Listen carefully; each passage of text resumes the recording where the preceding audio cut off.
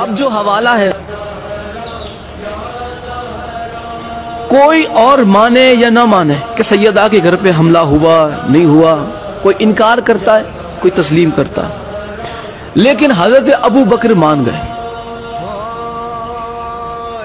اب یہاں پہ میں اہل سنت کی 1 2 نہیں 10 کتابیں آپ کی خدمت میں پیش کرنا چاہتا ہوں کہ جس میں حضرت ابو بکر کا خود کا اقرار موجود ہے، ان کا پچھتاوا موجود ہے۔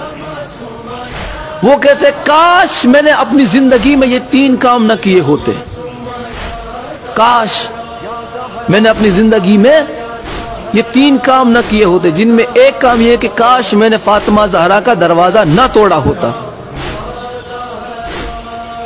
10 کتاب اہل سنت کی، کاش میں نے فاطمہ زہرا کا دروازہ نہ توڑا ہوتا، کاش، لیکن انہوں نے توڑا۔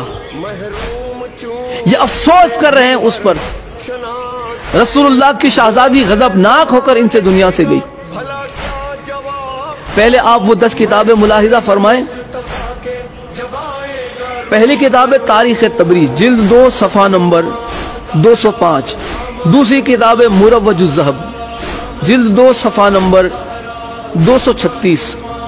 تیسری کتاب ہے میزان الاعتدال، جلد 3 صفحہ نمبر 109۔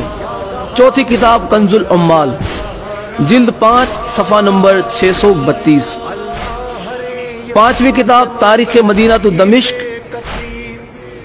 جلد 30 صفحہ نمبر 418۔ چھٹی کتاب معجم الکبیر، جلد 1 صفحہ نمبر 62۔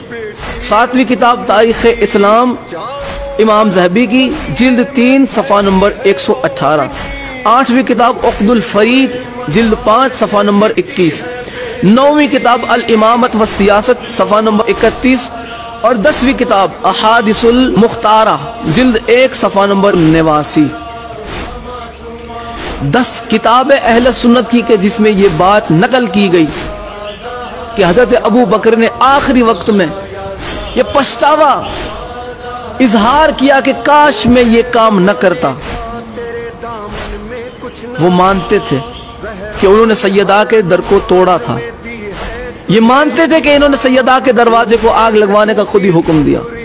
یہاں پہ خود حضرت ابو بکر کا جرم ان کی زبان سے قبول ہوتا نظر آ رہا کہ یہی تھے، اور میں اہل سنت کی کتاب الامامت والسیاست کے حوالے سے بتا چکا، اس کتاب کی توثیق بھی آپ کی خدمت میں پیش کر چکا کہ الامامت والسیاست اہل سنت کی معتبر ترین کتابوں میں سے ایک ہے۔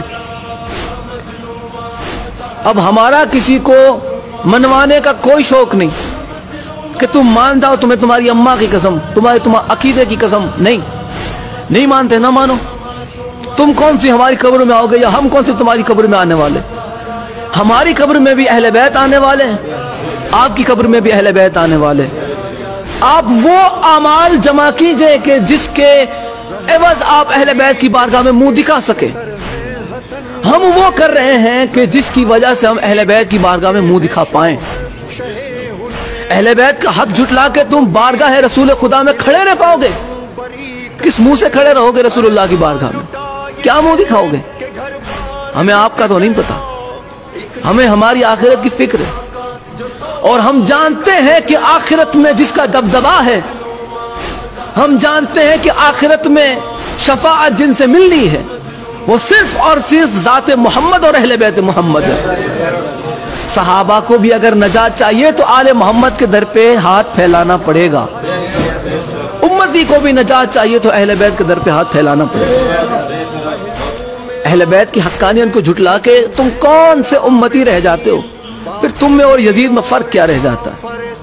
تم میں اور ابو سفیان کے کردار میں فرق رہ کیا جاتا ہے؟ کیسے ہو تم مسلمان؟